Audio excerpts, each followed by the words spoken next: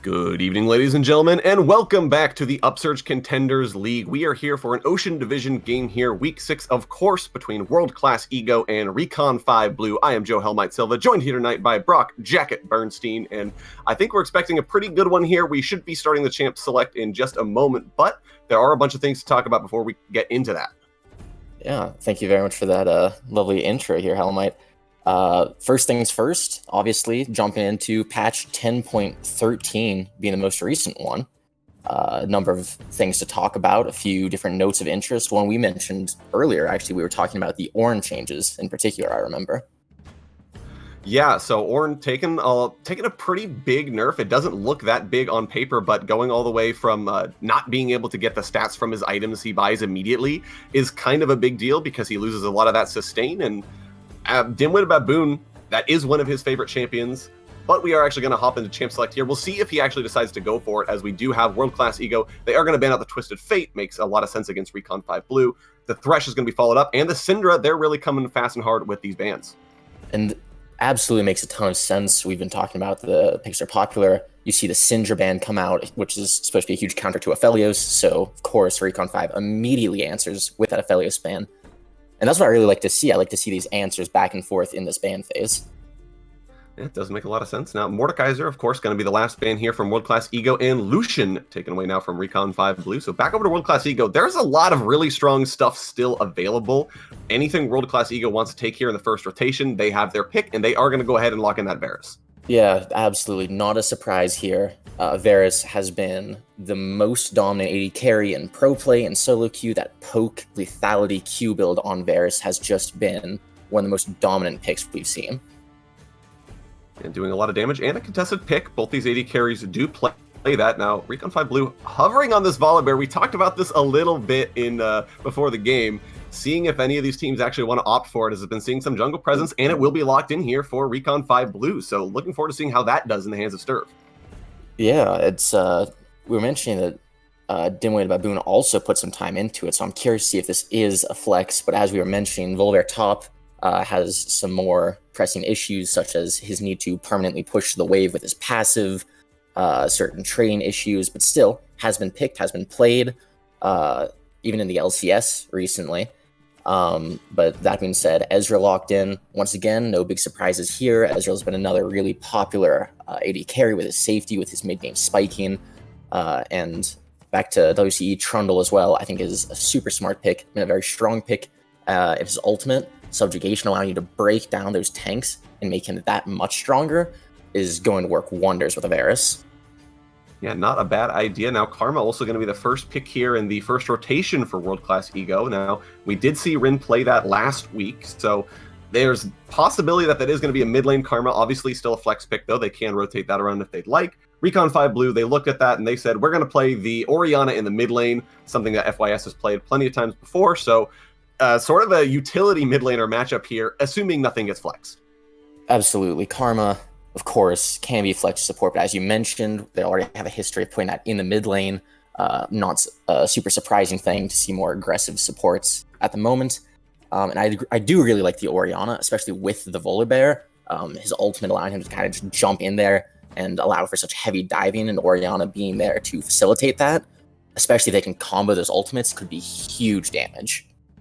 Yeah, lots of potential here for the Wombo combo. Now, Recon 5 Blue, that first ban going to be the Corki, but mid laner potentially already locked here for World Class Ego, so we'll see if they decide to keep with the mid lane bans, but I would likely expect to see a lot more bans directed towards the support pool, especially given that World Class Ego will have the first pick out of this. So, Recon 5 Blue will have the first pick out of this and the last pick. So, Lee Sin, of course, going to be taken away from World Class Ego. Recon 5 Blue, they will take out LeBlanc, continuing those mid lane bans.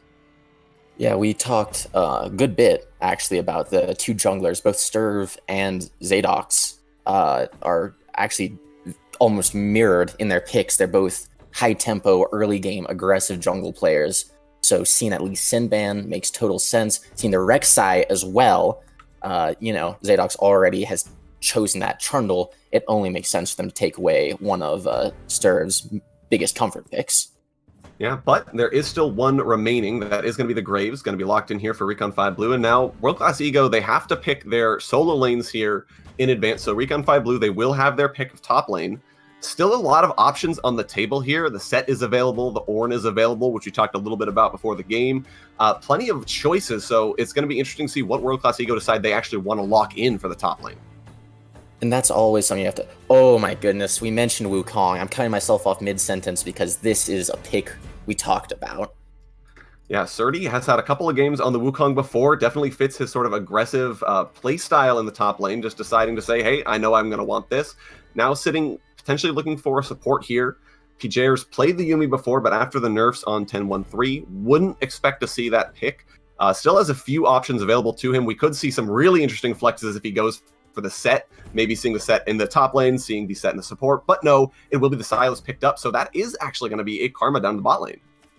I'm really surprised to see that, if I'm being honest. I feel like Karma has that safe mid pick, especially with the Orianna. You kind of let them both do their thing and let them both scale. You know, neither of them really wants to get that aggressive. Both are kind of completing their objectives, and in the end, it just kind of depends. You know, is Karma's supportive measures going to come out on top, or Orianna's big damage zoning potential? But as we mentioned, it actually does look like this is a Volibear top lane for Recon 5 due to the Graves actually going jungle. Yeah, so an interesting pickup here, taking the Volibear into the top lane, but knowing that it's the Wukong now, saying, hey, that's probably not that big of a deal. Bard was going to be the last pick rounding out the comp here for Recon 5 Blue, so that's an interesting pick, but it is one that Patient has played before in solo queue, so not altogether too surprising to see that. And I really got to say, both these teams came out pretty decently on the draft, but World Class Ego's comp maybe a little on the squishy side. I would 100% agree with that statement. Trundle is the one form of frontline I have. Wukong gets decent resistances from his passive, but he needs time to stack it up. He needs to get in there with his ultimate. And with a team like this, with Ezreal, Orianna, Bard, even Graves, having so much ability to just move around, Graves the Phase Rush, Ezreal's Arcane Shift, and even Bard's Tempered Fate for the sake of safety, he can magical journey them out. It's just the more you look, the more difficult it seems for World Class Ego to really get in there and achieve their objective. Yeah, so World Class Ego, though, they do have the ability to maybe play from behind, go for a slightly more counter-engaged style, but on the flip side here, the Sylas last pick, not a bad option, because look at the ultimates here on Recon 5 Blue that he has the opportunities to steal and use against them. And that's such a perfect thing to point out. Like you just said, those ultimates are all so influential, especially the Volibear and the Orianna, that Volibear in particular, if that Sylas finds the opportunities to roam early game, and he gets that level 6, he steals the Volibear's ultimate, you can easily set up a 3-man dive up against, in this case, the Volibear with his own ultimate, and suddenly you don't have a tower for a few seconds, and all that safety you should have had is gone. Yeah, so maybe an interesting flex around is it is going to be PJR with that Karma down in the bottom side. So that does weaken the pressure down the bot side a little bit, but it does also give World Class Ego a lot of poke, and Patient on the Bard, not that much sustain to get through. So have to think Recon 5 Blue are going to be playing back, playing the poke game and playing the farm game, just trying to survive the lane, which does give World Class Ego maybe a bit of an advantage in the early stages. And with Bard specifically, too, it's so difficult for him to dodge those skill shots. He's got a very large hitbox. As you mentioned, his heals aren't great for sustain, and he has to get much closer to try and trade well. So I would definitely expect to see a lot of roam, or rather, the support for Recon 5 Patient looking for a lot of roams, looking for a lot of opportunities to get out of lane, and just allow Yuki Barney to sit back, to try and scale, and to play safely, and try and stay away from the poke as best as possible. I do think that has to be the name of the game here for Recon 5 Blue. Looking at their team composition, you've got a utility mid laner, you've got a bot laner who needs to play relatively safely in the early stages of the game. Bard obviously scales infinitely. We don't talk about it a whole lot, but he does have those meeps and chimes that will keep scaling him up into the later stages of the game. So Recon 5 Blue really looking like they're going to be playing for the later stages of the game, as opposed to World Class Ego. Lots of lane bullies, lots of early pressure. Might be looking to try and get onto this. And now, to be fair as well for the Varus, this may not be a lethality Varus. He does have the option of going that lethal tempo on hit build. We'll have to take a look and see what Loki Dosi does end up trying to go for. Yeah, we do know that the Varus build with that poke has been very popular, but as you mentioned, the on-hit could work wonders against a Volibear, but since they don't have much front line, we'll just have to wait and see. I do wonder about that. It seems like that poke is just going to be so effective against the Ezreal, but like you mentioned, it's just the objective, the name of the game for Recon 5 Blue here is survive until late. Wait until you hit that point where you can start to skirmish, start to team fight, and then suddenly the Bard, the Orianna, even the Ezreal and Graves ultimates can come fully into play and, you know, really see their full use into such big team comps. Yeah, definitely looking for those big wombo combo team fights, and going to be difficult for World Class Ego, I think, to break it up. So definitely looking to see how they're going to be able to play this out. In the early stages of the game, they're going to have to look for some early pressure, and they're going to have to try and get this game snowballing as fast as possible if they want to avoid the team fights that Recon 5 Blue will be able to bring to the table. And we haven't talked a lot about the jungle matchup here, but a lot of this is going to be on Zadox's shoulders. Without a doubt. You mentioned that we were talking rather about how Trundle has been a dominant jungler. We've seen him in pro play. Team Liquid, even in the LCS, has been continuously playing Trundle. Whether or not that has something to do with Jat, we don't need to talk about. But Graves, I love the Graves pick here. Not only is it something that Sturv is comfortable on, but now with the meta being to run Phase Rush, it makes the pillar from Trundle completely ineffective. The slow suddenly doesn't affect the Graves at all, so you can't cut him off. He's got a dash to get through it, and he can't get slowed either. So I think that's a super smart pick from Recon, but that being said, the Trundle will be incredibly effective at ganking the immobile Orianna and Volibear. Yeah, very definitely. Now, before we throw it over to the delay, I do have to ask, which team comp do you think is going to be better here, and who do you think is going to be taking home the win in Game 1? I appreciate you asking me that, because the more I look at Recon 5, I love the way that their team comp was drafted, because if that Bard can land even a single person in his ultimate, suddenly you have the Orianna ball waiting there to snatch them up. Varus, no mobility. Karma, no mobility. Trundle, no mobility. Sylas and Wukong have very minimal. And so if you're able to catch anyone with the Bard ultimate, even two people, that's almost guaranteed to be 2 kills. Exactly. But we are going to be hopping into a brief spectator delay intermission as we wait for the teams to load onto the Rift. So don't go anywhere, because we have a quick word from our sponsor, Sector 6.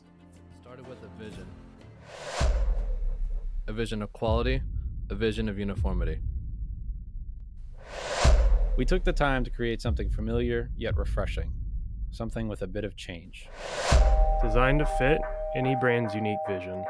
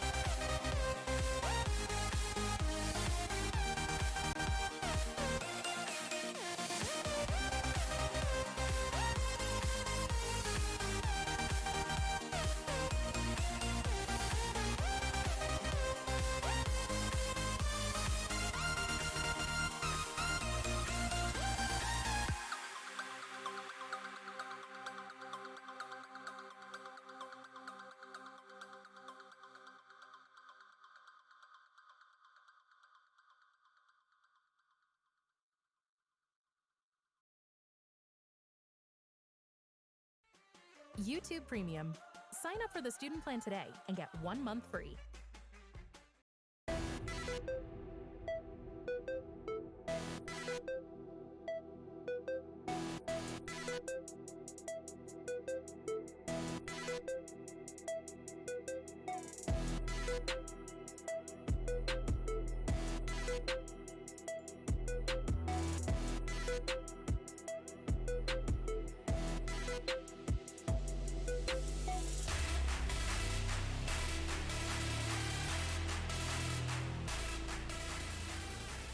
Welcome back, ladies and gentlemen. We are here on the Rift for Game 1 of World Class Ego versus Recon 5 Blue. Of course, on the blue side, we have World Class Ego with Surdy up in the top lane, Zadox in the jungle, Rin at mid, Loki Dosi at AD carry, and PJer his support.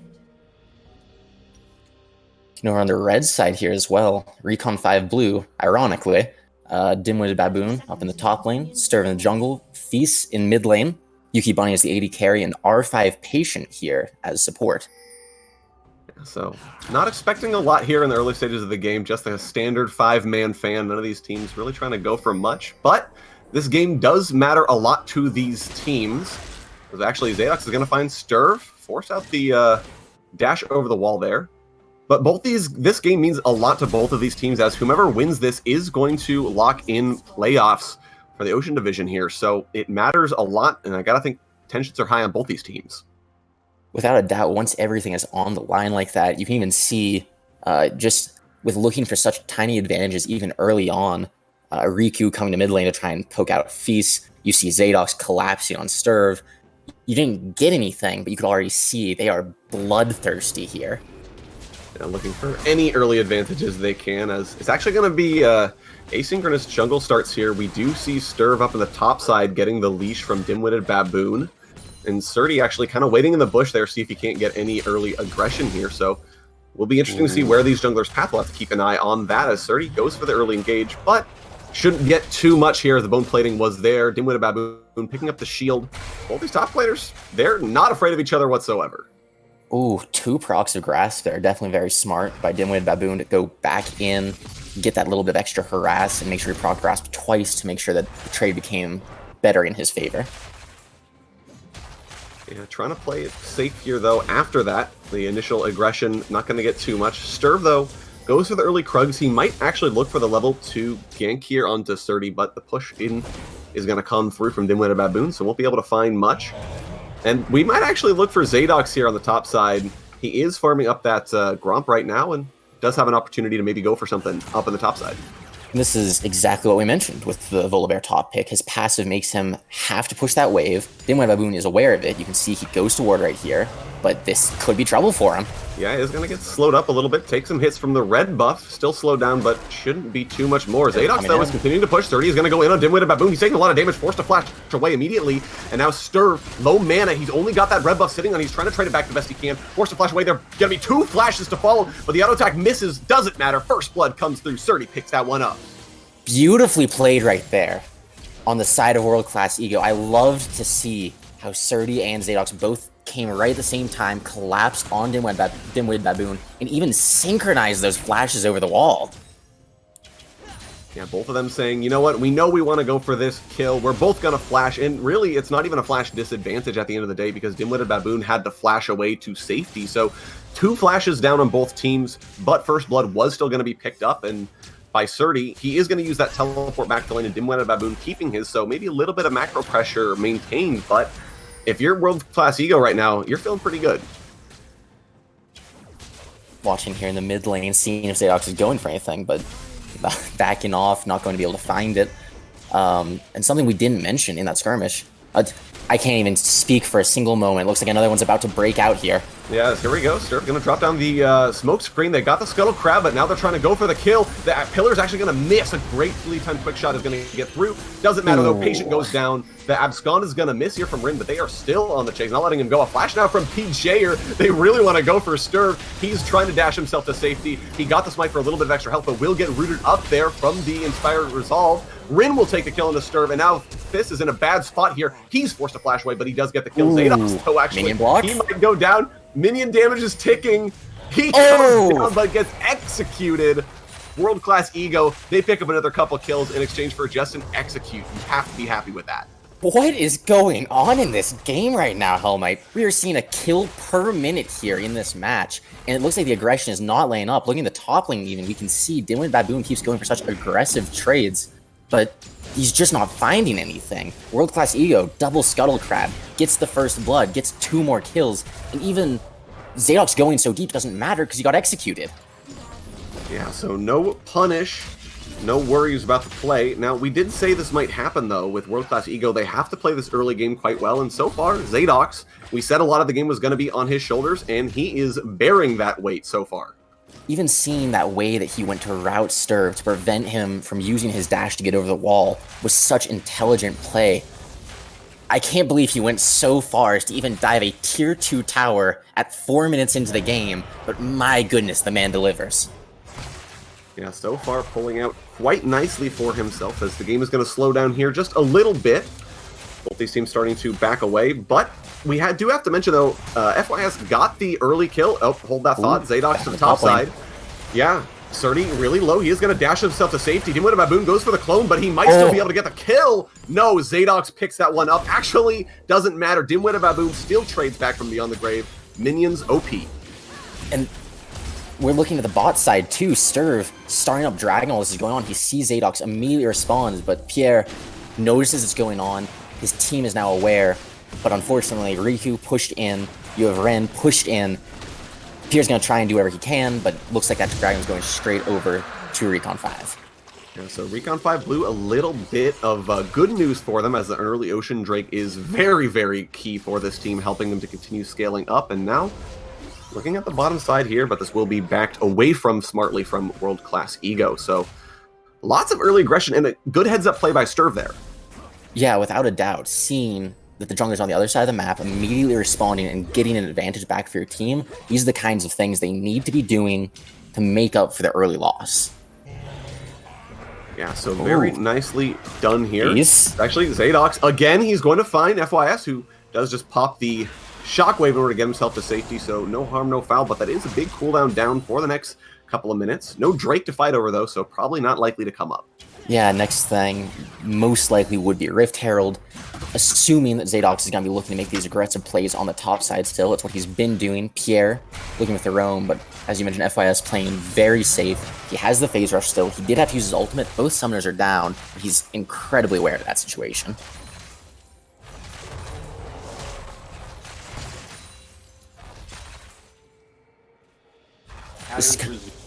No harm, no foul. Game does seem to be almost exactly where we predicted it would be around this point. Gameplay slowed down a little bit. Both teams trying to figure out what they want to do here. Recon 5 more than happy to keep trying to scale up. Sturv, though, seeing the top lane, most likely expecting something from Zadox. But they might be going for a dive here. Dimwit Baboon does have the Stormbringer available to try and disable the tower. We might be seeing a really aggressive dive happen here in a moment, Hellmite. Yeah, it looks like this is going to be maybe the dive. They're going to get the shove in. Wukong, though, very difficult to dive if they do try to go for it, as it's just going to back away safely. But they do have the 2-man rotation coming from the mid lane. Patient and FYS now looking to maybe make a top side play. They will both back off and instead opt for the Rift Herald. I'm blown away here by Recon 5. They have such heads-up play, and not only that, they're making World Class Ego have to move around the map. They're forcing the uncomfortable positions, and look at this! Red actually goes into a Cataclysm that he stole, but he's going to go down here. The second Cataclysm is going to fall on the backside. Zadox is trying to get himself to safety, but the follow is going to come through from Dimwit Baboon. He should be able to take the kill here, no problem. Gets the flash from Zadox as well. 2 easy kills picked up in exchange for just Patient, and that is a huge boon back here for Recon 5 Blue. And they're still looking for more. They want this Rift Herald. They want to keep pressing the advantage, and who's to say they can't? Zadox did just come back up. He does have that little bit of extra home guard, but right now we can even see Surdy is just staying in lane. Ren's still not really moving anywhere. Pierre's the only one anywhere near there. He's right on vision. Yeah, there's nowhere he can go, though. He does burn the flash, but the Thundering Smash looking for him. Dimwit Baboon can't quite get there. He just should be able to walk out here, but he's given time for Zadox to respawn. The team is re-rotating. Ring gets stunned up, though. He just walks right into it. He takes a bunch of damage. He's going to be able to heal up with the Kingslayer, maybe looking for the fight on the backside here. He finally goes for it, lanes it on the Fist, who's going to flash away That is going to be the team fight broken up, though. World Class Ego prevent Rift Herald from going down. And now we need to see what they want to do. While it was not shown on camera here, on the bot side, a very aggressive trade made under tower by Riku into Yuki Bunny. Got chunked out, was not able to find the kill on either side. And now both AD carries actually have to reset. Yeah, so both of them looking to kind of get themselves to safety, pick up some of those early items. We actually have the Umbro Glaive already completed here on Loki Dosi, so going to be feeling himself quite strong, getting that poke down over team fights. But important to note as well, one of the weaknesses of this poke Varus build is you have to have time to poke, and if you have a bear running directly at your face, you may not have time to get that poke. And that's such a great point to bring up here, that this is why they put in this Volibear. He can stop you from having any safety under towers. He can run you down given the chance. And not only that, you have Bard with his Caretaker Shrines giving you the extra move speed. Oriana's Command Shockwave, or Dissonance rather, giving you the extra movement speed moving over it. And then adding to all of that, if he gets a flash off, if he has any ability to get in there, any extra gap closer, that's going to be within a moment a dead Varus, a dead Karma. Anyone who's not mobile is going to go down in a second. So World Class League are going to have to continue playing safely then in order to avoid the potential engages here, but they are going to be able to go back to regular farming patterns here, which, like we talked about, good for Recon 5 Blue. And Surdy now, he's actually taking the brunt of these trades on the top side. Dimwit and Baboon, a ton of damage going to be dealt. Surdy's still on the run. Should be looking fine. One more bite comes through. He takes another chunk, but Stormbringer not going to be committed. This is not terrible timing, though, for that to happen. Surdy takes the aggressive trade, but okay, Dimwit and Baboon is still looking aggressively, but Dragon is up. Surdy has his teleport, his ultimate's available, but Dimwit and Baboon is not going to let him get there. No, he is chasing him down. He's trying to make sure that recall takes as long as possible, as his own teleport is not available. So if they want to come to blows, this is going to be a great opportunity here for World Class Ego, as they will have the man advantage, but Rin being trapped underneath his own tower by the jungler. Neither team really committing on this yet, though. His teleport is going to be channeled from Surdy towards the top side of the map. That means it's going to be a free rotation now from the rest of Recon 5 Blue, as they know it's not going to be a problem. Rin is actually going to get engaged upon. He's going to heal himself up a little bit. Command Shock comes through from Rin, but he goes down to Stir. And now Patient is going to get himself to safety with the Magical Journey. He's followed by Zadox, but it doesn't matter. Recon 5 Blue, they pick up a kill, but they're very chunk. Never mind! Loki Dozy from downtown picks that one up, and now Dimwit and Baboon, he's ran all the way down. He's looking for it. Stormbringer comes through. He's going to try and get onto Loki Dozy, but he's got to get the slow down. Oh my goodness. Gets it, with thanks to Stur's ultimate as well. Recon 5 Blue, they look chunked out. They looked like they weren't going to be able to get anything else off the back of that fight, but then there came Baboon. And it's unbelievable to see the difference happening here. Baboon does not care. He is giving up resources in the top lane. He's letting Surdy get ahead of him in tower plates, in farm, but he doesn't care. He's finding advantages across the map. And because of that, that's 2 dragons on his side. Infernal Drake coming up, and now they already, at 13 minutes almost into the game, have the Dragon Soul win condition. Definitely looking for it. Now, first tower, though, actually might go down here. Surdy really picking away at it, so does have to be a little bit safe. As here we go again. Topside, Patient is going to be visiting Surdy. No mana, no health, and he should be going down, but Zadox has actually shown up. He saves his top laner from the collapse. Very nicely played. I like to see these rotations by Recon 5 so much, because, again, they were able to stop Patient, they were able to stop Baboon from killing Surdy, but in the meantime, the Ezreal with a Cull is freely farming, freely stacking, and there's just no pressure being put anywhere else on the map. They keep responding to Recon 5. They aren't playing proactively. Yeah, so maybe not going quite the way World Class Ego wanted. And important to note here as well, World Class Ego, that Wukong for Surdy was his counter pick. He saw the Volibear. He had to guess that that was probably going to be a Volibear on the top side once the Graves got locked in, and he said, that's fine, give me the Wukong, I got this. And now looking at it, at this stage in the game, he's up in CS, but down 2 kills. The Volibear's definitely had more of an impact on the game so far. You have to wonder if the pick was a good idea.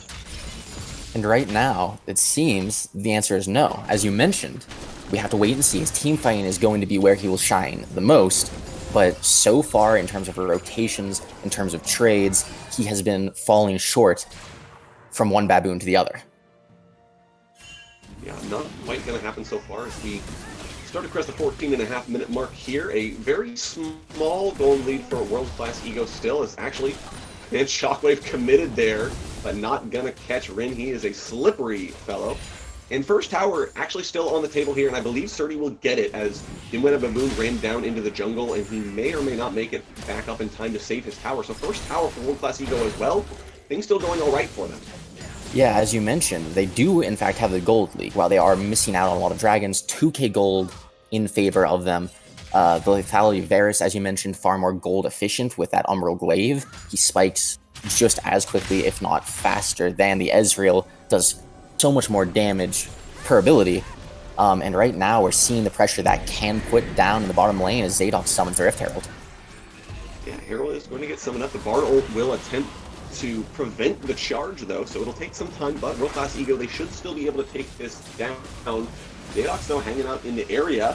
They may try to look for a dive play here. Shelly's still alive, but the tower has actually survived, so they don't want to go for the play. That Bard ult actually, patient, very, very smart. I have to agree with you there. Saving that tower is such a feat in that situation. He stood his ground, so to speak, but that might come back to bite them here. Exactly. Here we go. Chain of Corruption committed, and Riku just kills Yuki Bunny underneath his own tower. Zadok's now skirmishing with Sturv down here in the jungle. Shockwave is available if they want to go for it, but Zadok's, he's going to be able to try and take the fight. No, he's going to go down. FYS picks that one up, and the rest of World Class Ego, though they have to be on the run. Stormbringer comes through, but he's not going to take the tower, so Patient is going to go down. Riku's still alive here. Now Rin is teleported in. This is going to be shut down. Gold picked up. Sturv is going to go on a killing spree, but Rin picked up one on the backside here. Very, very messy fight. 3 for 3 so far. Rin is still on the aggressive though. Trying to trade on Dimwit Baboon, who's very tanky. Sturv now has shown up. Is going to be Abscon missing. Here comes Stormbringer. He takes it with the Hextech Proto Belt, and now he's trying to chase down onto Dimwit Baboon. Still without bonus health bar, but the Volibear so much healing, so much sustain. Is it going to be enough? He's looking to try and get himself to safety here. Gets another big burst of healing. Rin trying to trade back around, pressing all of his buttons as you do on Silas, and finally he gives up on the chase. Dimwit Baboon forced to back away. He dodges away from the chains, no problem. Very messy fight that doesn't really favor either of these teams. And Ren especially is the one we need to talk about because it was in favor of Recon 5, and then out of nowhere, Ren teleports in, he steals the Volibear ult, and he trades kills back. Yeah, so Ren on the backside there really helping to save that fight for World Class Ego and making sure they don't fall too far behind. And now he'll actually be able to answer with the first tower of the game. Sorry, second tower of the game. This first top lane tower did go down for World Class Ego. So we talked about early game pressure in World Class Ego so far. They are finding ways to get macro pressure. And while they have been giving up those objectives like Dragon, you can now see how it's paying off for them. It's paying off in dividends. You can see Zadok's here is positioned aggressively. They have so much more vision throughout the enemy team's jungle. They know Sturv is there, and Zadok's is still pushing up that far because he feels confident in it. Yeah, here we go. Starting to skirmish around the Drake pit as Infernal Drake has spawned, and this is big for Recon 5 Blue if they're able to secure it, as that will put them on soul point and really make this game difficult for World Class Ego, as it's going to be tough for the team to get in. They don't really have a main frontliner here outside of Zadok. But so far, nothing is going to be committed as they maybe look for Dimwit Baboon there at the mid lane. Drake has been started up here. Keep your eyes on Surdy, especially. As Sturv will be able to outsmite Zadok, but he's getting zoned off. The Wukong is going to use the ultimate, but mostly missed. Yuki Bunny finally takes the damage. He is going to go down. Stormbringer comes through. Dimwit Bamboo goes on a rampage here. Rin is going to get taken out before he gets the ultimate off. Surdy kills Yuki Bunny on the backside here. He's still trading on to the Wukong here. This is going to be the Infernal Drake stolen away here by Recon 5 Blue. The Wukong picks up a kill on the backside here, but it doesn't matter. The objective was secured. Recon 5 Blue, they get what they came for, and they trade out 2 for 2. It's so worth it for the side of Recon because they're still scaling. They have Soul Point now, and Surdy overextending there, leaving his team behind, and suddenly Riku and Rin have no one to peel the Volibear off of them. Yeah, and without anyone to peel the Volibear, that angry bear will rip you to shreds, as Dimwit Baboon is showing on this pick. And we were talking about it like it was well, maybe we'll see the Volibear. It's been seeing some play, but Dimwit Baboon showing why this pick should not be left up by World Class Ego in Game 2. And what a surprise for us. Volibear recently reworked. We've seen a little bit of him in top lane, but he's never seemed this impactful. Dimwit Baboon is just making those rotations, he's making those plays, and he is pushing his team ahead over and over. I have to think as well, one of the biggest advantages you're getting from the Volibear if you're Recon 5 Blue is the fact that he is at least a form of initiation. He is someone who can run at the enemy team, jump in the middle, and be totally fine. Zadox on the Trundle, he can be tanky, but he's not really the kind of champion you expect to start a fight for you, which does make things slightly more difficult. As here we go, Yuki Buddy caught up in the top lane, Rin looking for him, did steal away the True Shot Barrage. Yuki Buddy finally committing that E, but he is going to go down, and Stir has to run for his life. Nothing he can do for his AD carry is Resolve is going to root up Stir. He takes the damage from that purloined True Shot Barrage, and Rin now picking up the double kill. Meanwhile, in the jungle, Patient, he takes a couple shots from Loki Dosi, who is rotating. Very nice macro play, and Yuki Buddy had no reason to be there. And they're already starting off the Baron. You can see how what seems to be such a little mistake, being just slightly out of position, can snowball into such a large lead for the enemy team. Already 4k gold up on the side of World Class Ego. They're starting the Baron. It's going to be another 1.5k if they secure it. And with no jungler around on the side of Recon 5 contest, it's looking like a clear-cut Baron for them. Yeah, easy Baron, no possible way for them to try and go for it. So Baron now secured for World Class Ego, and they have to be feeling really confident. But as the pings you can see on the side of your screen just went up, all is not lost for Recon 5 Recon 5 if they can pick up that Drake. Yeah, taking that away from the side of World Class Ego, not just the Dragon Soul, but the Dragon itself, that having a snowballing team getting more Infernal Dragons is already such a detriment. And add on to it, if they can get Infernal Soul on a team with a poking Varus, a Karma who's able to just shut you off from approaching the team, that could be ludicrous for them. Yeah, really, really solid, and you have to think that is their biggest goal to get back in this game, as Yuki Bunny's been shut down a little bit. His Mana actually is still being stacked at the moment, so they're waiting for this late game power spike to come through. Getting the Infernal Soul would be huge, as now they have to contend with Baron buff though, and there should be some towers going down there. Okay, what about Boone actually free flashes? He's going for the prayer to Riku. That is going to be the tower disabled, but the rest of his team is not there. They can't follow up, so no tower shots really to come through on the dim-witted Baboon, but the ultimate was committed. As was the flash, a very good pillar from Zadox to block him off, and while dim-witted Baboon knows he's strong enough, without Yuki Bunny making that rotation fast enough, without the rest of his team to back him up, now you have top lane being pushed in by Surdy, you have bot lane being pushed in by Rin. Having these characters do the 1-3-1 that they are is exactly what World Class Ego is looking for. Against World Class Ego, they will use that 1v1 to claim that top lane inner tower, so starting to jump ahead more in the objective game. They have about a 7,000 gold lead right now, so they have to be feeling really confident, and I have to think this game is going to hinge on that Infernal Drake. I know we keep going back to it, but this is Recon 5 Blue's only real hope, because if this falls down in favor of World Class Ego, where do they go from here? And that's the question we need to be asking. Is this their only way back into the game? Because right now, it's looking like it. Yuki Bunny, especially as the AD carry for the side of Recon 5, is so far behind where Riku is for World Class Ego. You can even see he's 35 CS ahead. He's participated in 4 more kills. And even looking at the items, Yuki Bunny just finished his Iceborne Gauntlet. Still doesn't have tier 2 boots. Meanwhile, you have the Varus, Last Whisper, Umbral Glaive, Edge of Night, even the Ionian boots. So many different things contributing to his ability to poke, to stay alive. And meanwhile, Yuki Bunny has barely anything to compensate. Yeah, now Yuki Bunny did, of course, finish off that Mana, so has a little bit more damage. Actually, Stormbringer was used by Rin.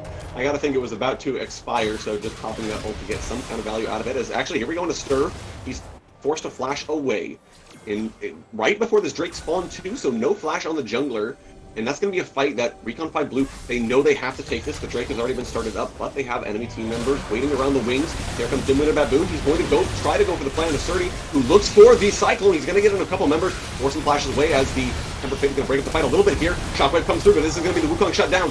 Rin, though, he's chasing down the backside here. Double kill now picked up for Yuki Bunny. This might be the fight that Recon 5 Blue wanted to look for. Rin is there. Rin is getting some damage through. Finally, Silas forced to flash away here as Yuki Bunny. He's forced to flash as well. Rin, though, tosses on Hourglass. Should be one more Mystic Shot to come through. Perfectly timed from Yuki Bunny. He picks that one up, and miraculously, Recon 5 Blue, they win the fight. They get the Dragon Soul. And while I spent so much time talking about how powerful that Varus is, now I look like a fool because they got hard engaged on.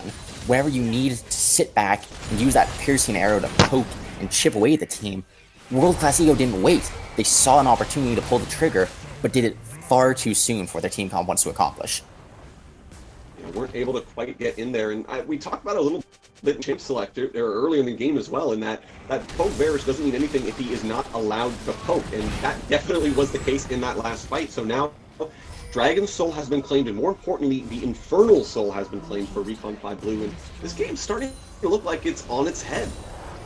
Yeah, it's just like we were saying. Once that soul comes into play, which it has, now it's the great equalizer. Every fight, World Class Ego has to be worrying, thinking, how much extra damage will this Infernal Soul add? Will it be the deciding factor? And oftentimes, as we saw in the last fight, it could very well be. Yeah, the mid lane tower will at least be taken down here for World Class Ego, so they are getting some degree of control back in the game, maintaining their tower lead, but they have to know they're on a little bit of the back foot here. A lot of this game is going to come down to this next Baron spawn, which should be in the next couple of minutes. And that, I believe, is where World Class Ego, they know they have to convert on this Drake play, or Baron play, rather. Without a doubt, they need to get this vision, be in a position to contest both sides right now. And honestly, it's looking more and more like the longer the game is going on, like Recon 5 is finding those advantages, is gaining a better position to fight. Even Yuki Bunny, who I was just mentioning was previously the weakest link of the team, comes up huge in the last team fight, and now he's almost equal with Riku. We can even see he's starting to build towards that the Death's Dance, and while that has been nerfed for ranged carries on patch 10.13, it's still incredibly effective in what it does. Yeah, definitely gonna be doing a bunch of damage and staying alive, more importantly, as Rin almost had the kill in that last fight, but wasn't able to quite get it, as teams actually rotated up. Important to note that Dimwitted Baboon has walked up. His teleport's available, but he's deciding to be here for the fight. Stormbringer is available if he wants to go for the play underneath the tower onto Rin, but opts against it instead. The team will back away and just look to try and secure the Baron, as this is still Surdy, who's split pushing in the bottom side. He takes that tower down, but the Baron has been started up. He just now channels the recall. And he's looking to try and show up. If you can on the backside here, Zadox, he's in a bad spot. He's going to take a bunch of damage. Use the pillar to try and break up the fight. Temper Fate is going to miss. Nerf trying to walk around the corner. He's able to get himself to safety a little bit, as Dimwitted Baboon, he's also forced to get out of the play. And now the teleport comes through. Surdy, definitely going to be looking to make this home guard play. Decides instead they want to just get the mid lane pressure back, as the team has been poked down. They weren't able to take the play on the Baron. Good interrupt by World Class Ego. That being said, R5 Patient, if you look at him during that fight, he placed down the magical journey perfectly for his team. As soon as World Class Ego began to collapse, they saw the teleport from Surdy. That was their opportunity to all get out. Orianna, Volibear, normally, if you're stuck in that pit, you are stuck in that pit. At most, Volibear has to commit his ultimate to get out. And instead, thanks to Patient's placement of that magical journey, things turned out pretty well. But right now, this magical journey doesn't seem to be leading anywhere. He's trying to find his way out, but he's going to get caught on the wrong side of the battlefield here. Cataclysm comes through. Sorry, Cyclone comes through, as FYS is going to get on the backside here. Rin is looking for the kill. He takes the double. He takes the triple. He's now looking at Dimwitted Baboon, who's in the middle of the fight. He's very tanky. He's got a lot of damage. You got to wonder if his team is going to be enough, though. It doesn't matter. He goes down. Zadox picks that one up, and all of a sudden, World Class Ego, Patient, we were talking about him, wrong place, wrong time, gets his team drawn into a bad fight, and Baron, the second Baron of the game now, is going to go in the way of World Class Ego. How might I take it all back? If I could take it all back, I would. Terrible timing on my end. Sturb, rather, is still alive. He has the smite. Flash is coming up. He wants to look for the steal, but he's walking strraight on a vision. He has no idea. This could be super dangerous for him. Yeah, fires all over the wall. Riku! He's not going to take the Baron, but he will prevent the AD carry from having it at the very least. So some little bit of gold thrown back in the way of Recon 5 Blue, but that's the second Baron now that they have lost. And the macro pressure here has been so good from World Class Ego with a Baron on top of that. I have to think inhibs will be the goal. Without a doubt, you have the Baron, you look to go in those lanes, and as we mentioned, 1-3-1, they have a Sylas with teleport. Wukong normally has teleport, but while it's down at the moment, he can still afford to push now that they're already at the tier 2, tier 3 towers, and just rotate through the jungle. Especially with the vision control that World Class Ego has established, you know that they're going to be resetting, looking to get that dominance in the mid lane, set up vision around it, and suddenly you have a poking Varus, a poking Karma, and potentially a Trundle shadowing them. And meanwhile, Sylas and Wukong can look for things in the side lane, but we may very well be seeing World Class Ego just trying to brute force the mid lane here. Yeah, trying to get the mid lane set up here so they can rotate down towards that Elder Dragon, which is spawning very shortly. Both these teams, again, they're moving around towards the objectives. Vision control not really established by either team, though, so most of them going in blind, just trying to ward up their own side. So far here, though, Recon 5 Blue, they do have control of the pit. Still a little ways until it spawns up, but this will give Riku some time to look for poke if he can find targets. And right now, World Class Ego, you gotta wonder what's going through their heads. They have that Baron buff, but they're not making use of it right now. And Surdy getting a little aggressive there at this position. Yeah, knows he has the clone to try and walk up and get a little bit of vision back. It will just be cleared up, but both these teams, they know they have to try and find the vision. As here we go, mid lane is actually pushing in. The Elder Dragon looks like it's been started up here for Recon 5 Blue. It has been. It finally gets warded out. The rest of the team trying to rotate down, trying to find the play. They do have the flanking maneuver. Surdy is around the backside here. They might look for the Cyclone play onto Patient. He is going to get knocked up. He's going to be forced to flash away, but this hasn't ended yet. Now Dimwitted Baboon uses Stormbreaker to try and break up the fight. Surdy is on the backside here. He will go to the Guardian Angel. He's trying to draw the fight away from the Drake here, but he will go down. And meanwhile, this is going to be the Volibear, though, falling as well. Rin goes on a rampage. Rin is on the backside. Rin is in his Zanya, is trying to keep himself alive. He dashes to safety. Zadox is trying to tank up for his mid laner. Yuki Benny takes a bunch of damage. FYS takes down Loki Dosi, and now Flash comes through from Sturb. He's trying to take down Zadox. Looks like he will fall. He does take that kill. Rin is going to go down as well. Yuki Bunny picks that one up. All of a sudden, the team has turned it on. PJR is forced to run away to the opposite side of the map. Recon 5 Blue, an excellent fight. They're able to take it, and they should be able to claim this Elder Dragon as well. A 4-for-1 fight is astounding considering the situation we saw them in just a moment ago. An Elder Dragon on top of that. You have Dragon Soul, Elder Dragon, and now 4 members alive looking to push down that mid lane. This is an incredibly bad situation here for World Class Ego. World Class Eco, we talked about the scaling. We saw that they had to win early, and while they did have some good rotations, they have not been able to win any of these fights. Whenever it has come down to a 5v5, they have almost always lost. Recon 5 Blue has gotten the outplay. They've gotten the ability to play around World Class Ego, and now that they've got the Drake secured, they've got the Elder Dragon secured, they should be able to look to potentially push in, start taking those inhibitors. If they get one more good team fight, that could spell disaster or even the end of the game, most likely. Having that middle lane completely pushed down. They don't have any of the other lanes pushed, so if World Class Ego is able to keep them pushed out in the mid lane, keep those waves alive, it shouldn't pose too much threat. But that being said, as we mentioned, Recon 5 is not losing these team fights. They are making sure that they force World Class Ego into these uncomfortable situations. They're not allowing the poke champions to poke. They're forcing the entire backline to come running into their front line, and World Class Ego is paying for it.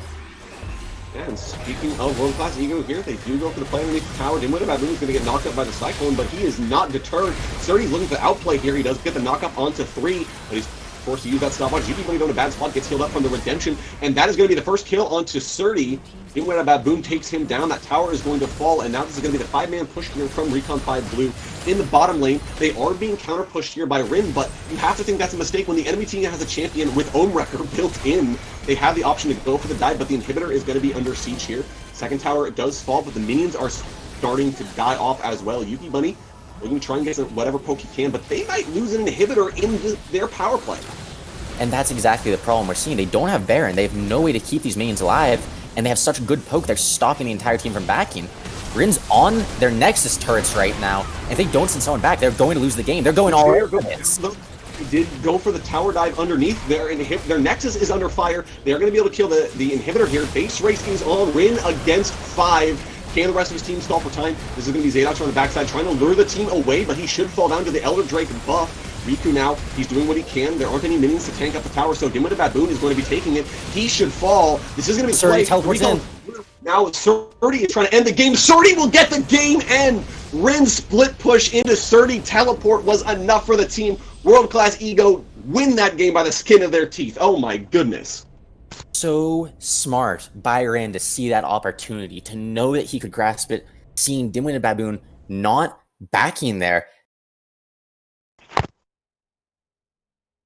Yeah, very nicely done. It looked like it was a terrible decision from Rin. How are you going to out-split push an entire team? But Riku was able to stall long enough. Zadox was able to stall long enough, and the teams were able to make it work at the end of the day. Very well played there by World Class Esports in a very tough situation. Down Dragon Soul, down Elder Dragon, but still finding that win. Yeah.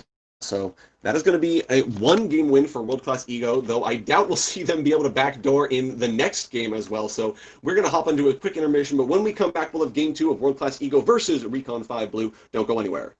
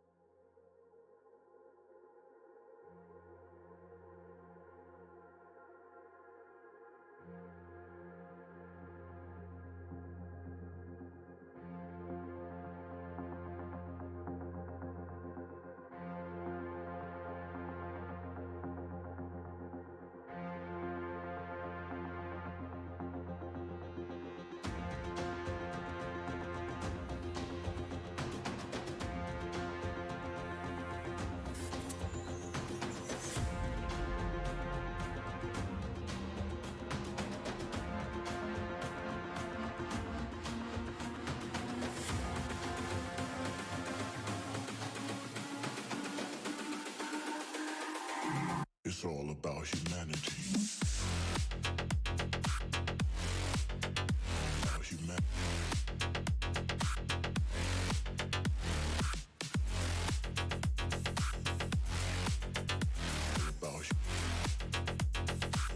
It's all about humanity. About humanity.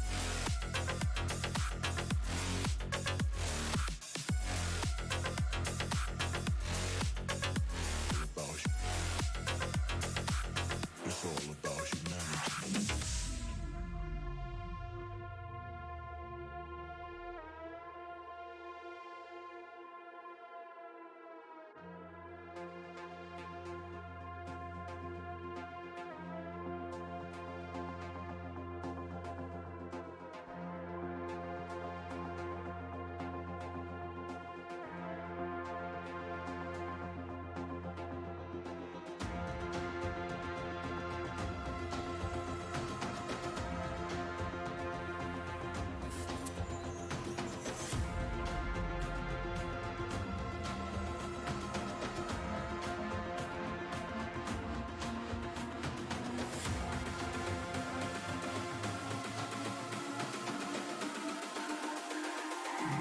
all about humanity.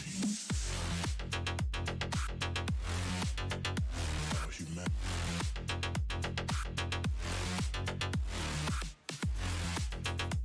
It's all about humanity.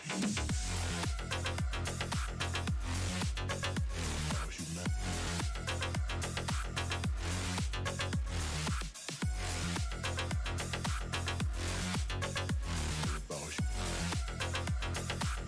It's all about humanity.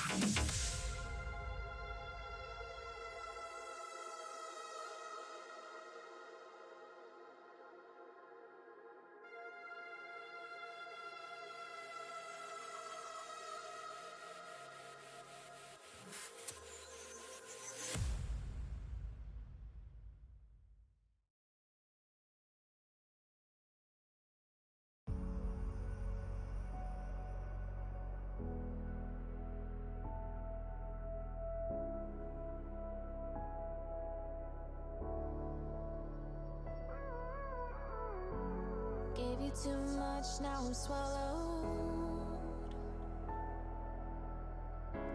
Now I'm the fool while you're breaking rules.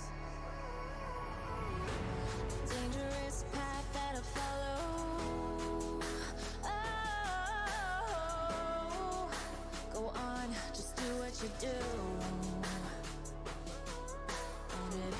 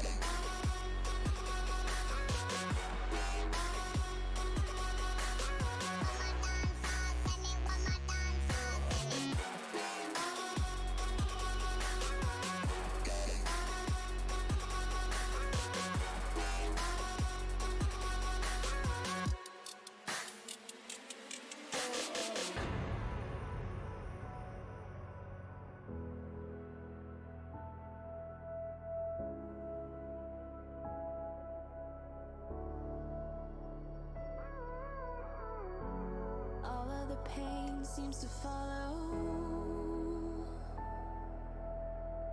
Like a shadow dark and cold to the touch.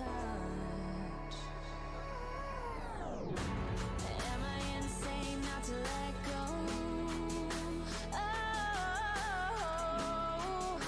go on, just do what you do.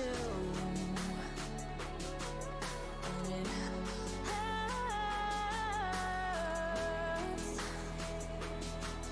as I bleed for you, cry for you. Let me bleed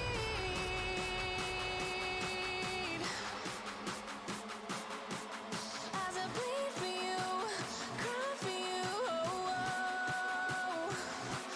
Let me bleed. Let me.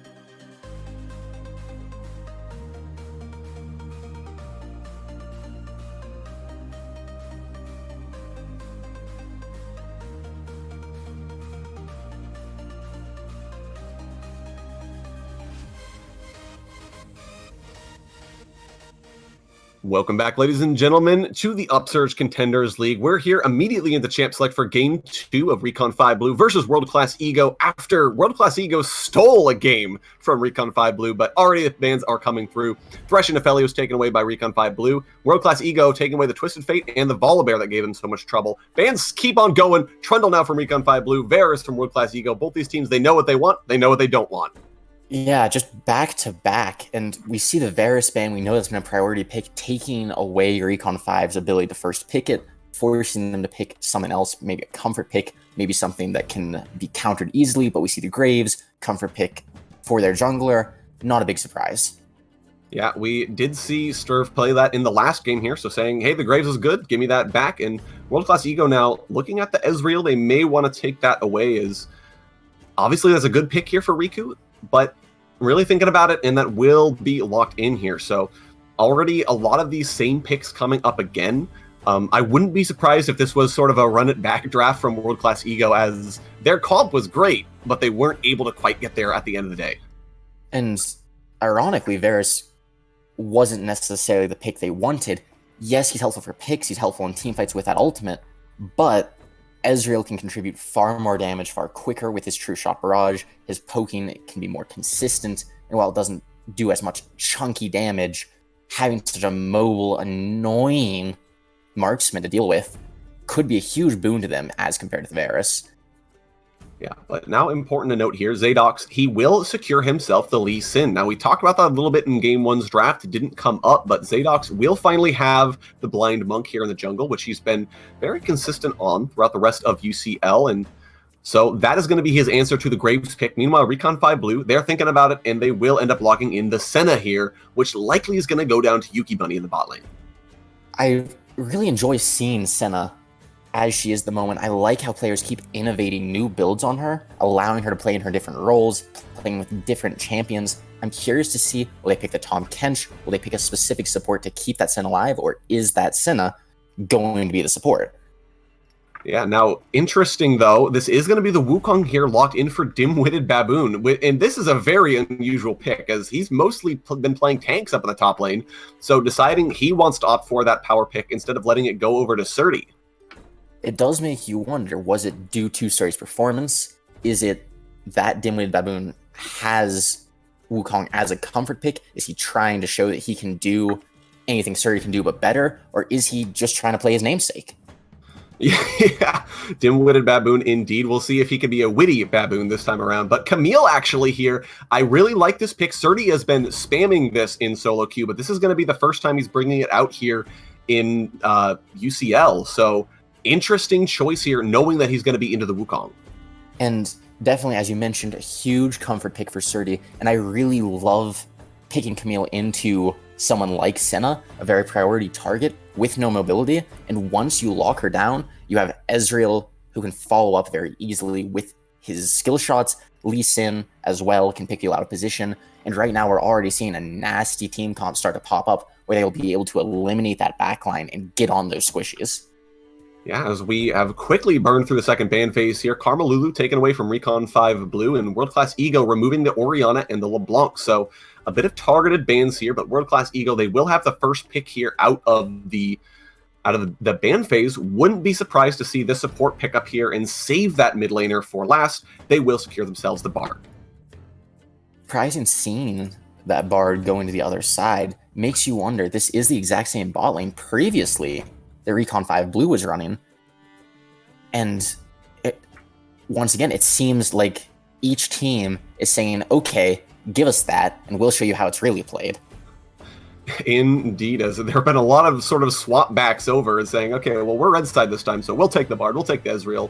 We'll see how it goes. As Recon 5 Blue, they will actually lock in the Shen here, so that makes a lot more sense. Dim-Witted Baboon has played Shen previously, so likely to be the Wukong on Sturv, or potentially the Wukong on FYS in the mid lane here. So I do like that sort of adaptation. And the Corki now... Is that a Shen support we're seeing? It could be Shen support, actually. That would make a lot more sense. So Corki there in the mid lane here, and Wukong up on the top side. Very interesting composition here from Recon 5 Blue, swapping some things around. I love the idea of the Shen, though. We see how Sen is able to enable, kind of like Yuumi, those melee characters who are beefy, tanky, and even if they can't really get in there, they facilitate what they don't have through their crowd control or ability to facilitate their movement. In the case of Senna, she has a root, she has the ability to speed them up with her E, and even the sustain with her Q and her ability to harass with her autos is such a huge help to them in lane. It's going to allow the Shen to still get the same amount of gold as if he was a solo carry, but at the same time play that support position, play as a front line, and still allow for a Wukong and a Graves on their team. Yeah, so I do actually quite like this composition, again, from Recon 5 Blue. It's a little harder for them to initiate, as they do lack the Volibear this time around, but with the Shen, they do have a little bit of safety for the back line in case the Senna is under threat from the Camille. You do have Corki in the mid lane, who's just been a very solid pick, continues to shove things out. Recon 5 Blue looking very solid. Now, World Class Ego, though, lots of damage on this comp. And we need to talk about the Syndra. It was banned away last time, picked as soon as they had the chance this time around, and especially into that Corki, into the Senna, into these squishier characters who, sure, they have that little bit of mobility, but if Syndra is able to hit that full combo and catch a squishy character out, she will, without a doubt, blow them up. Yeah, and I do want to talk about a little bit about the Syndra as well, because it's indicative of the way this draft has gone for both of these teams. We have Syndra, we have Camille, Lee Sin, all early game aggressive characters. Recon 5 Blue, same exact deal, just different on the other side. Corki obviously maybe not so much, but Wukong definitely, Graves, you have the ability to pick these fights. So both these teams saying, screw scaling, we don't need to do that. We're just going to try and beat the crap out of each other in the early stages of the game.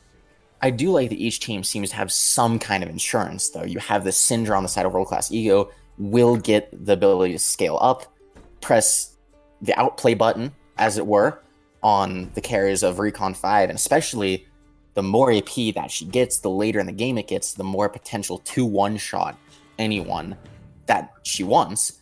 But on the other hand, you have the Senna, who can use her passives, scale up, and potentially go huge in this game. Yeah, so a little bit of insurance here for both of these teams. And at the end of the day, though, looking across the composition here, Recon 5 Blue maybe with a little bit more of the advantage in the lane, thanks to their team's abilities to kind of pick these fights in the early stages. And I think what we have to talk about here is Recon 5 with their team comp, once again, using Wukong in this case instead of the Orianna, instead of the Volibear, they now have a good teamfight ultimate. Whereas World Class Ego, Syndra, single target, Camille, a single target, Lee Sin kick can be huge, but again, single target. So you have the ability for this Wukong to get in there, the Shen even can ultimate onto him, suddenly, boom, you have two beefy boys on your entire team, and that could be a huge threat for them. Yeah, definitely looking to set up the team fight on their own terms. And the Wukong also with the stealth, if he's able to stealth out a bush with the Shen already ulting him, could be on top of World Class Ego before they even can see what's going on. So it'll be interesting to see how these teams are going to use the tools at their disposal in order to make the plays happen. Now, I do want to say, though, I think we have to give it to World Class Ego for the scaling edge, just thanks to how much damage that Syndra can put out if she's given time to survive in fights. Yeah, and as you mentioned last game too, Bard is also technically an infinite scaler through his meeps. Ezreal, while he starts to fall off late game, his mid game spike is such a huge advantage for whatever team gets it. And during that time, you're not going to see other characters spiking as much. Right now, Corki, he's going to need to get that Triforce, need to get the IE, the Rapid Fire Cannon. Senna, depending on the build, could be going lethality with Glacial Augment, could be taking that Grasp of the Undying. And we didn't mention this actually, but on the side of Recon 5 Blue, we have JJ Rod subbing in for the previous AD carry now, assuming due to the fact that they wanted to play the spot lane. Yeah, so taking out Yuki Bunny, putting in JJ Rod instead for this tank bot lane, which is unusual, but it does make a whole lot of sense. So will be maybe a bit of a different style on the bottom side. Maybe Recon 5 Blue saying, yeah, we had some troubles in the early stages of the game previously. This time around, we're going to go for a more bulky comp, a comp that's more protective of each other, and really enable other members of the team to succeed, rather than just saying it's all on Yuki Bunny's shoulders to carry. Without a doubt, I think that's one of the most important things. Last game, it became a huge struggle for them up until Yuki Bunny was able to pop off in a fight, get ahead, use that advantage for his team. But now, some of that responsibility is being spread around. You have a bit more of a reliable front line with Peel. But what I feel like I want to talk about is what we want to see in these comps. And specifically for me, I think my last game, World Class Ego, they had that poke comp. They had to play patient, but they never did. And what I really want to see this game is I want to see that ability from them to use the Syndra to zone them out, use the Ezreal to poke them down, even the Bard, allowing him to set up those caretaker shrines and to take their time with what they're doing. Yeah, definitely looking for a more passive play style, a more coordinated play style here. Real quick before we hop into delay, again, which team comp do you think here is going to take it home? I'm really, really liking the look of World Class Ego. They have such good ability to pick people out, and considering that's what they wanted to do last game, they are going to excel at it even better this time around. You have the Camille to isolate people, Lee Sin as well, can insect them, get them out from the safety of their team, even with a Shen shield being kicked into the middle of a Syndra and an Ezreal and the Camille as Senna. You are not going to last long. Right, we are going to be hopping into our loading screen intermission here shortly. Before we go, we do want to talk to you guys real quick about Kono keyboards. If you're looking to take your game to the next level, it all starts with your peripherals. From keyboards to keycaps, mice, and more, our friends at Kono have got you covered.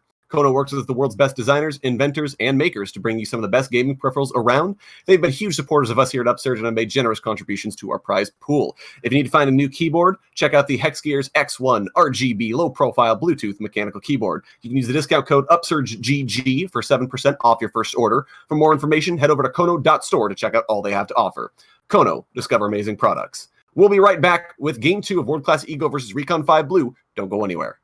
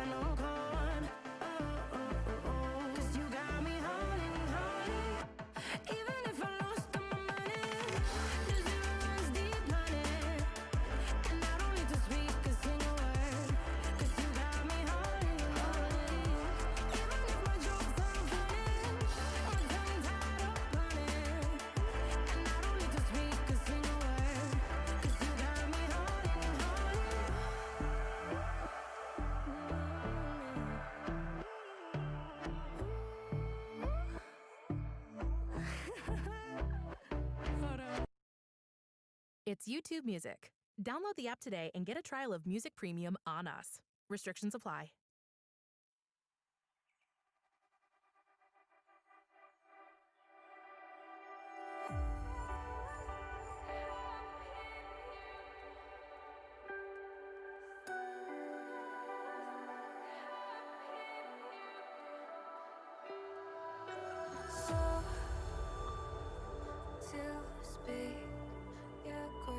Change your mind, and I know it's me that followed you in blind. Welcome back, ladies and gentlemen. We are here on the Rift for Game 2 of World Class Ego versus Recon 5 Blue. Recon 5 Blue, of course, on that blue side now for the first time this series, and actually staring at a deficit as Rain in that last game, with a little bit of help from Surdy, was able to steal a victory away. And steal is the perfect word to be using here at Hellmite. They had every advantage on the side of Recon 5. You have Elder Dragon, you have Dragon's Soul. All you need to do is play to your advantage. They had a Volibear ultimate and didn't step on the gas. All you need to do, dive that team, kill them with Elder, and push down the base. Instead, they took their time and they got punished. Ren played it perfectly with Surdy, teleporting in and finishing that Nexus. You have to wonder what that does to the mentality of Recon 5 and how they're going to fight back against just the mental warfare of losing like that. Yeah, Recon 5 Blue, you have to feel we're a little tilted after that game, but we'll have to see, as they did have a very solid draft. They swapped out the AD carry maybe to get a different change in the Discord lobby, of course, talking to each other. So trying to see how that'll go, but JJ Rod actually here on the top side will be helping to leash for Sturv instead of starting the game on the bottom side, and we have Dim-Witted Baboon actually rotating his way down. In fact, I believe this is, now that they both have the Dorn Shield, so interesting start here, as we will have Dim-Witted Baboon starting in the bottom side instead. Oh, and Surdy, once again, going for the patented cheese trade. Yeah, gonna be able to get some damage down. Doing a very nice job here. JJ Rod actually is gonna take the worst of that trade. Gets a grass proc though on the backside. And I have to think as well, this is going to trip up the World Class Ego a little bit, given that the lanes they thought they were gonna deal with are not actually happening. Without a doubt, you can even see Riku took Cole. He's expecting this to be a more passive lane, but now, instead of dealing with a Shen who can occasionally try and taunt, And even then, you can use your E to get away from it, but now instead you have JJ Rod forces a flash here out of Surdy. He might go for it instead, and he will take it. JJ Rod picks up a first blood on the Shen. Nicely done.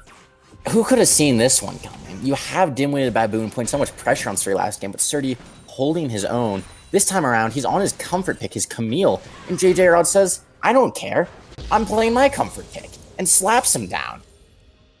Yeah, nicely done. Hit that level 2 spike and immediately went for the trade. Shen does a lot more damage than people give him credit for, so getting that first blood solo and forcing the teleport out of Surdy will certainly give him an advantage here in the lane. And now we have Zadox, though, coming around the backside looking to equalize things. He's going to try to go for the play, but it looks like this will be the dash away. This is going to be able to Q in. JJ Rod taking some damage. No flash available. He did use it, but no, the damage can't quite come through. The Shen walks away. Meanwhile, Rin, he's on the run. Sturv tries to flash forward, get some damage down. This is going to be a flash answer now out of Rin. Red buff ticking, but he will survive. Summoner spells traded across the map. That was a huge mistake there from the side of Surdy, but we might not have time to talk about it. Zadox on the run. Yeah, looking for the Scuttle Crab, but can't deal with it as that will be the Corki coming up to guarantee it. So these teams definitely, we were talking a little bit about how Recon 5 Blue's mental was going to be after that last game. Clearly, the answer is they don't care. All you need in your life is some JJ Rod, apparently. Running away. Yes, here we go. Underneath the teleport, Zadox picks up the kill on FYS. Now the teleport comes through from JJ Rod. Rin dodging away from the smite. He put on those dancing shoes, but I don't think there's anywhere else he can go. Actually, last hit a minion there by accident. He will take down that wave, but it goes down himself. JJ Rod picking up the second kill for himself in this game. This guy, he's really emanating that ninja style, just appearing around the map, doing what needs to be done. He's doing it quick and dirty, taking out the top laner, taking out the mid laner, and now he's heading right back for more. He's just going to their jungle. Yeah, trying to get whatever vision he can, really trying to make sure he can shut down the enemy team here, as he knows there's nothing Surdy can do, and actually itemizing for the lane, his first buy was that Doran's Blade, so JJ Rod saying, Shen carry, I got this.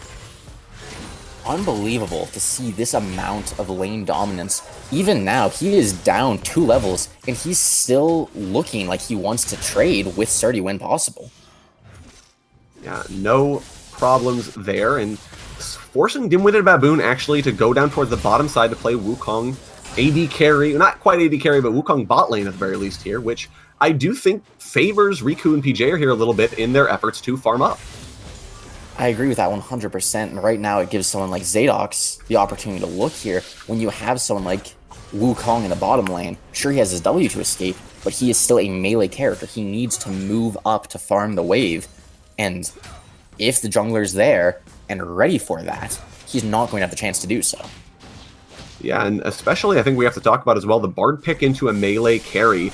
Bard obviously really wants to be looking for those stuns on the Cosmic Binding, which he can get on the minion wave, and melee champions have to stand in the wave in order to last it, which makes PJ's job so much easier if he's looking to get these stuns. So definitely a good pick here, and maybe Recon 5 Blue being a little too clever with their draft. I have to agree with you there. Right now, something else worth mentioning is Shen has some magic damage hidden to his kit. Corki is a good bit of magic damage, but other than that, you have Wukong. Hold that thought, Riku, actually. He's forced to flash away here, as the Ignite did go down.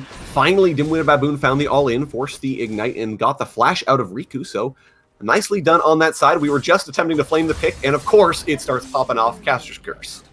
It's just how it has to be sometimes. We're getting a bit too... Here we go, top side stun is going to land. The near side comes through. Sturv looking to get it to heal from Tactical Sweep, though, is there, but Sturv doesn't care. He takes the kill. Bot side, Riku goes underneath the tower. He gets rooted up, but he's trying to trade the damage back around. Bot lane. Baboon takes some hits, but he gets out thanks to the stealth. Zadox wasn't able to do anything on the top side here. That's going to be 2 kills traded across the map. Support for top. And right now, I'd say that's absolutely worth it in the side of Recon 5. You are shutting down someone who's meant to be here we go. Rin is actually getting all in here. Shen ult comes through. JJ Rod missed out on the taunt, though. Flashing forward to try and finish off Rin. A couple more auto attacks will do it. Sturv says, thank you very much. I'll take that. He picks that one over the wall.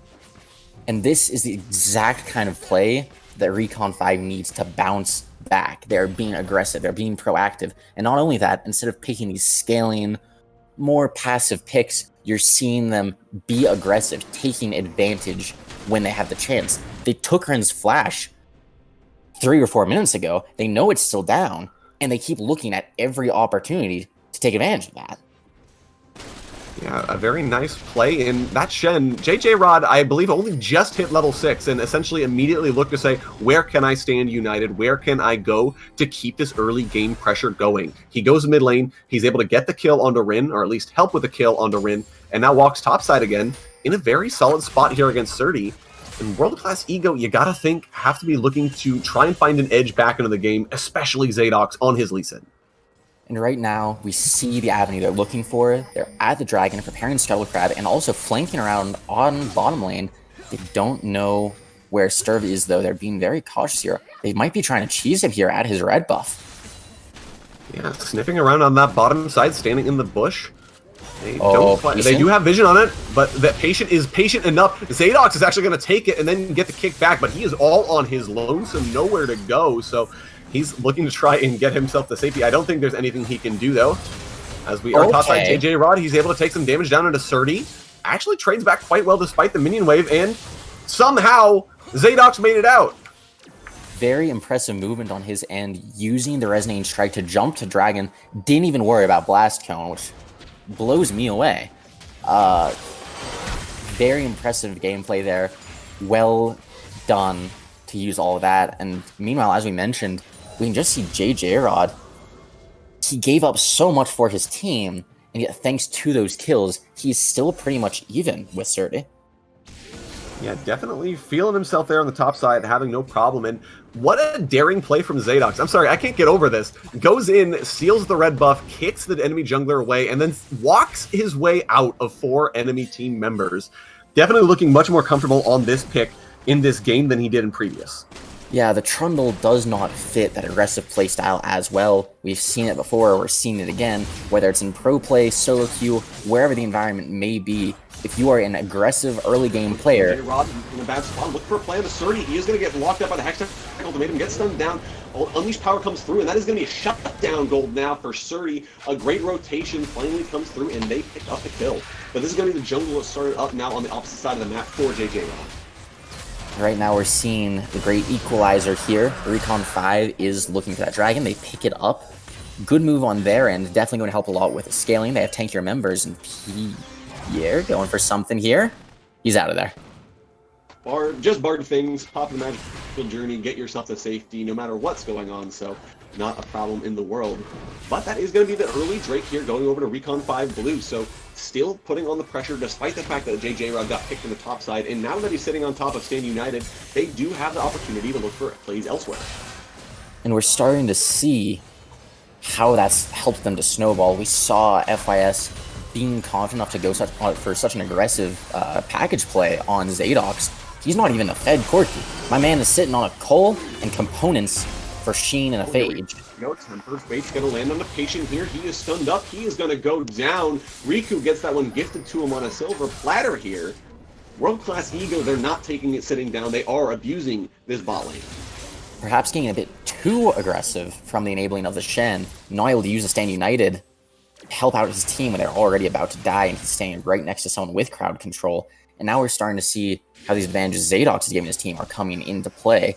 He's starving Sturv out of his jungle. He's going around the map, picking up objectives. He's getting kills back where they need to be. Or even seeing Surdy here, who was previously 0-2, pretty even in CS, is now almost double JJ Rod CS, and has a kill to his name now. Yes, here we go. Contest for the Rift Herald here. Zadox is not quite able to get that. He's going to look away, pops the blast cone to get himself to safety. I believe that actually went down in favor of World-Class Ego, but they're not going to be able to claim it quite yet, as they are going to try and camp on the relic to make sure that it's not going to be taken away. This is going to be Surdy forced out, so despite the fact that they got the objective, they will be able to benefit from it. So that's a huge waste of time there for Zadox. And Surdy, biting off a bit more than he can chew potentially, has to We run. have top lane. This is going to be the root coming through, but a flash is going to get Surdy to safety. Very nicely done to get out of the three-man gang. And we're seeing two completely different teams from what we saw last game. Last game, they were feeling each other out a little bit, going for what felt comfortable, what felt good for their characters. And now we are just seeing aggressive play back and forth. Last time, It was an aggressive first few minutes. They started to calm down. This time, there are no signs of them stopping. Kills are flying back and forth on the map. Each team has an advantage 1 second and is throwing it around the next. Zadox, we see him go for the aggressive Rift Herald play, and sure, he gets the smite secure. It's great that Sturv doesn't steal it away, but that was the Rift Herald you started, and you didn't even get it. And speaking of Sturv, here he is, top side. Sturdy looking to try and get himself to safety. Very nicely done. Sturv tried to go for the flash play, but he will be able to proc the adaptive defenses and survive. Excellent heads-up play here from Sturdy to get out of yet another gank. And this is what we're talking about. We're seeing each person answer across the map. You can see 3 people sitting near mid lane. FIS is aware he's playing back, but he doesn't want to give up this farm. And Zadox is just sitting there shadowing, and teleport coming on the top side actually from Sturdy. Might be looking to fight JJ Rod here. Yeah, Sturdy knows he wants to get that advantage back, but he can't quite find it. JJ Rod plays Ring Around the Rosie and walks his way to safety. Yes, here we go. Zadox again steals away the red buff here. As they look on the bottom side of the map, they do see Dimwit Baboon patient, but they're not going to be able to get anything but the buff steal. Sturv is still being starved out of the game, but he is at least putting some pressure on the top side of the map. And right now we're seeing what some might call the legendary jungle diff. While Sturv is trying to put pressure on the map, we're seeing Zadox continuously succeed in putting pressure on the map, on stealing objectives. Right now he's even getting his bot lane tower plates. We're seeing what should be a very strong all-in from Baboon and Patient. Look at this, it's just getting stuffed. He wants to go in. Riku might have bitten off more than he can chew, but looks like he will be able to get out at the end of the day thanks to PJ being right there. So nicely done. Dimwit Baboon, he's looking so hard, but that is just the problem of being a melee champion in a ranged champions world. And this is where we're seeing Sturv trying to pick up the scraps. He's coming bot side. They know this is the only place he can be, so you can see they're playing cautious, they're backing up, and meanwhile, all he gets is a Krug camp. Yeah, so not quite there, but he is at least still holding on to levels, staying even with Zadox, so that is obviously super important. So even if your ganks aren't coming up with anything, you have to keep up in levels, especially now that this Drake is spawning shortly. World Class Ego look like they will have the advantage going for this, as the Ezreal teleport will be channeled. But we'll have to see how the answer comes through, as Stand United is available for JJ Rod if they want to contest. And we're seeing a very similar situation last game. Recon 5 is down a good chunk of gold right now, 4k to be exact. But they already secured the first dragon, they want to contest the second one, and they even have the Shen to help them do so, but Sturv in a bad situation. Yeah, looks like he will be able to get himself to safety here. As Sturdy is going to try and get the push on the top side to deny the minions in case the dragon play does try to get committed to. He's sitting on Hextech Ultimatum as well, which can stop Stand United. So JJ Rod not in a great spot to contest as Baboon goes down. Zadox just takes that Cinder damage from over the wall, and immediately that's going to be an advantage gain. Now Sturdy in a bad spot. He is forced to walk away from JJ Rod, so that makes interrupting the Stand United a much more risky endeavors. Here we go over the wall for Sturv. Zadox is going to kick it right back over. No thank you, sir. This is ours. Please leave. And that is going to be the pickup here for World Class Ego, equalizing the Drakes. You mentioned it already, but you can just tell Zadox is so much more comfortable on this Lee Sin, so much more confident. Anything we could even see him potentially think about doing on Trundle, he can just snap his fingers and do it on Lee Sin. He's moving around the map, he's making the plays, and even just there, he knows Sturv wants the dragon, and he just kicks him right back out. Yeah, very nicely done, and knowing the exact distance he needed as well, knowing that he had to dash into range so he could get him all the way over the wall instead of just kicking him up against it. So nicely done. You can definitely see this is one of his comfort picks. Looks for the Sonic Wave top lane, misses on JJ Rod, who will be able to recall. But I think we also have to give Sturdy a little bit of... Well, hold on. Reina's going to get rooted up. Reina's going to press the skill button, try to take down Sturv, but he will get the Shen Stand United, and now a flash is forced out of Zadox because he knows he can no longer finish that kill. Summoner Spell for ultimate cooldown and definite advantage gain back here for Recon 5 Blue. Right now, I am struggling to see a way that Recon 5 can really claw their way back into the game. That right now they are already having a lot of problems with characters who will outscale them. Right now, JJ Rod having very even trades with Camille and about to lose his tower. It's just looking worse and worse on the side of Recon 5. You have to wonder, is it just mental fatigue? Are they losing steam? Or is it just the side of World Class Ego? Are they playing out of their minds? Are they playing that much better? And right now, it's seeming like a combination of the two.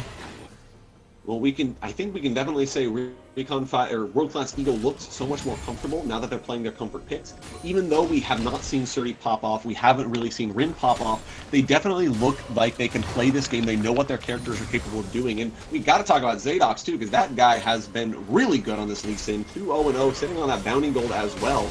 So, actually, here we go, bot lane. Baboon goes in. Rin is going to try and stun him up. Rin is going to try and take the kill, but there's nowhere else he can go. And now this is going to be the Sonic PJ, he can go through the portal, but there's nowhere else for him to go. JJ Rod picks that one up. I'm trying to give World Class Ego some credit here, and Recon 5 Blue say, hold on, who's that? What's that? It's our game. And to their credit, though, World Class Ego does keep trying to answer back. Zadox on Rift Herald, Surdy demolishing this tier 2 top turret. Riku forcing the flash out of FYS and actually takes him down thanks to the red buff here underneath his tower. Very nicely executed on, fielded himself on that Ezreal pick. And this is peak ADK right here. This is what Loki Dosi wishes he could be right now. Unfortunately, we must say goodbye to Loki Dosi. Our man's on vacation, and right now Riku instead kicking butt, chewing bubblegum, and he's all out of bubblegum. Yeah, definitely popping off on that Ezreal. Was trying to talk about how comfortable they felt in their champions. That is definitely a place where you can see it in action. Riku saying, yeah, I'm going to go for this Under Tower. That's just a quirky. What's he going to do? Zadox even going for the blue buff steal. I don't think he'll be able to take it. Sturv is there as well. Will be secured. So nicely done. But the push is going to continue here in the mid lane. And so far, World Class Ego, they're putting pressure on the map in the same way they did in the first game. But this time, they've opened up about a 6,000 gold lead. And this looks so much more systematic. They're dismantling towers one by one. one. Damage onto Sturv, and Sturv goes down. That was the Doning Shadow committed, but it's not going to matter. And here we go, second verse, same as the first. Riku picks up FYS in the mid lane solo yet again. And the Herald is even going to be summoned now for Zadox, trying to get some damage down onto this tower, not stopping in their push. These are mistakes that Recon 5 cannot afford to be making. They're going to lose their tier 2 tower. Herald could potentially charge into that tier 3, going to be huge damage, and they aren't showing any signs of stopping. Then when Baboon is on the side, though, he could be looking for the flank. Yeah, trying to find a flank play here, but the inhibitor tower is going to fall. Zadox looking like he wants to go for the inhibitor itself, but they back away, realizing JJ Rod is there instead. Make some time for Surdy to get some pressure down. Camille, of course, leave her in the side lane, and she will take everything you own. And that's inhibitor tower down by 20 minutes into the game. This is a world-class Ego that we wanted to see in the previous game. And right now, as you mentioned, this is what we're seeing. They're just taking every advantage they can get and running with it. We saw a 4K gold lead, a 5K gold lead. We are now at a 7K gold lead. Put that into perspective, you could buy 2 death caps with that. Yeah, definitely a ton of gold is sitting in their pockets, a ton of gold in their itemization, as Drake is going to be spawning here shortly. Now, it is Ocean Rift, which I don't think really favors either of these two teams more than the other, but will be huge if they can start working towards that Dragon Soul that was denied to them in the previous game. Will be started up here. Sturv is in the area. He might be looking for another steal, but we saw what Zadox did last time. He's got Dragon's Rage yet again. As here we go, Sturv is over the wall. He can try and get the stun. He will drop out of sight. He will get stunned up, and he is going to survive. Riku, though, picks that one up. The Drake is going to go the way of World Class Ego as well. And now this is going to be the ultimate committer from the Bard, but they did opt to not go for it. Instead, pings are on the Baron, and that objective is in their sights. Right now, we can even just see what leaving someone alone can do. As you mentioned, Camille getting left alone has drawn so much pressure into the side lanes, led to Recon 5 being led around the map without them having any say in where they go. And it's just compiling one thing on top of the next. And again, you just keep looking at that gold difference. We're seeing it just skyrocket, almost 10k gold ahead at this point. If you're Recon 5, how are you going to come back from this? Yeah, Recon 5 definitely looking the worst they have in this series so far. World Class Ego, this time around, they got the early game advantage, and they kept hammering it home. And to be fair, though, as well, Recon 5 Blue, they opted for the early game this time around. They opted for the picks like the Graves, like the Wukong bottom lane, so maybe getting a little too clever with their draft, and I think it's coming back to bite them. I 100% agree with that. It seems that what they wanted and what they executed were two very different things. Each time they started to get those advantages, World Class Ego just fired right back, found something across the other side of the map, found something in the same area. Even Riku, we are seeing him just simply outplay FYS. And look at what that has turned into. He is now level 13. He has 3 full items completed. And compare this to Yuki Bunny's Ezreal from last game, and it is night and day. Yeah, not nearly as efficient as it was in the previous game. 70 CS down on his component, on his counterpart Riku. Riku actually sitting on a 700 gold bounty, so definitely will be giving up a bunch if he goes down. But meanwhile, Surdy, he's going to be joined by the rest of his team as they crash down on this inner tower. It will fall. The inhibitor will be next up. And you even got Rin Split pushing the top lane with his teleport. So it's going to be so hard for Recon 5 Blue to deal with all of the pressure points here on the map. And this is... Here we go. JJ Rod actually went for the flash taunt play. He's not quite going to get it. Riku is trying to run away. He will take the last embrace, but he gets shielded up. Dawning Shadow looked, but he is going to be able to flash away from that as well. Going on to FYS. Here we go. He gets knocked up by the Dim with a Baboon ultimate. He gets shut down. And now Zadok's in a bad spot. He will be able to answer the kill here on FYS. Dim with a Baboon will be able to... Now he actually didn't secure the kill here. PJ are all on his lonesome. He's looking for a way out, but there's nothing he can do. JJ Rod now in a bad spot. Surdy has got him locked up in the Hextech Ultimatum. He is going to go down, and an inhibitor is going to be killed. Rin is back on the split push duty. He's joined by Surdy yet again. The rest of Recon 5 Blue, they're not here. They're trying to recall to defend the base. The first Nexus Tower is under siege. It will fall. Dimwitted Baboon and R5 Patient have finally gotten here, but their minions crashing into the base. 2 inhibitors are down now. They might just look to end the game.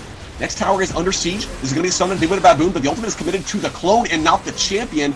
He's going to get slowed up. It looks like he will be able to get out, and now Serve has respawned. They're looking to try and go to Surdy, who juked away from the ultimate. He's still surviving, gets the hook shot in order to get himself to safety. The Nexus is exposed. Riku is in. Patient is down. Sturv is the focus of aggression now, and he's trying to do what he can to carry the team, but he's going to fall. That's going to be another teleport here channeled in from Rin, and this game not looking at all like the previous. FYS goes down. JJ Rod now. They're going to clean him up just to pad their stats. World Class Ego, they turn it on here in Game 2, and they're going to pick up a clean 2-0. So well played here by World Class Ego. You can even see at the very end, 12k gold ahead of their opponents. This started off as what seemed like a competition, and next thing we know, it's like we're watching a one-sided game. So well played. Big performance difference here, I think, between these two teams.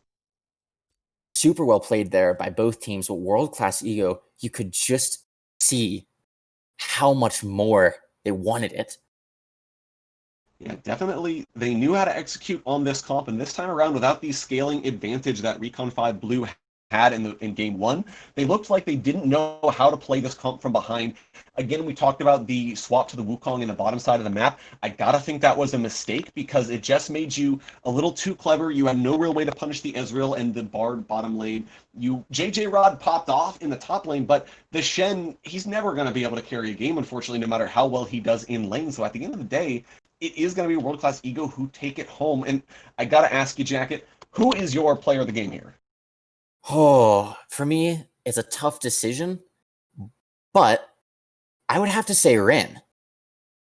Not only did he perform super consistently throughout, dropping very few deaths, getting back kills that needed to be gotten, but also that game-winning backdoor in the first game, that was Rin's call to make. He committed to it, and he followed through, got his team the victory. Sure, his top laner teleported in, but none of that would have happened without his push. And even in the second game, we saw the Syndra just consistently performing, one-shotting the people that needed to, zoning people out with those orbs, and just being where he needed to be.